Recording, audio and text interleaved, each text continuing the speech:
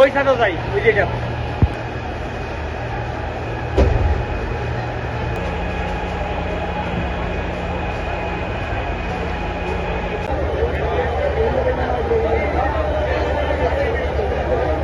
তেইশটা 38 ঘটিকার সময় আমাদের টঙ্গী ফায়ার স্টেশনে সংবাদ গৃহীত হয় যে আনারকলি মার্কেট মা সুফুরা আনারকলি রোড মা সুফুরা মার্কেটে অগ্নিকাণ্ড সংঘটিত হয়েছে। সেই সূত্র ধরে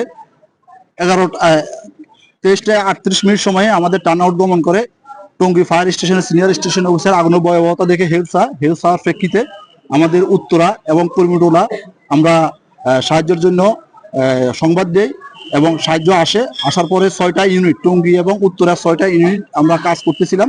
ইন দি মিন টাইমে আগুন যখন নিয়ন্ত্রণে আসে আমরা আর কর্মীটোলা আমরা রাস্তা থেকে ব্যাক করে দিই। তো আপনারা জানেন যে আসলে যে আনারকলি রোডের মা সুফুরা মার্কেটে যে অগ্নিকাণ্ড সংঘটিত হয়েছে সেখানে হাইলি ফ্লেমেবল দাহ্য বস্তু ছিল। এখানে আপনার পিভিসি পাইপ ছিল, ফোম ছিল, কেমিক্যাল ছিল, পর্দার কাপড় ছিল এবং সাইকেলের স্টোর ছিল, এরকম বিভিন্ন আইটেমের। মানে এখানে ভিতরে গিয়ে কাজ করা খুব কঠিন অবস্থা ছিল। আপনারা দেখেছেন ক্রাউড আমাদেরকে অনেক ডিস্টার্ব করেছে, আবার কিছু কিছু লোক আমাদেরকে খুব সহযোগিতা করেছে। আমাদেরকে যদি সাধারণ মানুষ সহযোগিতা করে তাহলে আমরা খুব স্মুথলি আগুন নির্বাপনের কাজ করতে পারি। বাট আমাদের দেশের প্রেক্ষাপট আগুন লাগলে এক একজন এক একটা নিয়ে যায়, আমাদের ডেলিভারি নিয়ে যায় যে যেমন, যার জন্য আমাদের কাজ করতে অনেকটা ব্যাঘাত ঘটেছে। আর এখানে সবচেয়ে বড় সমস্যা ছিল যে আমাদের পানির সমস্যা ছিল।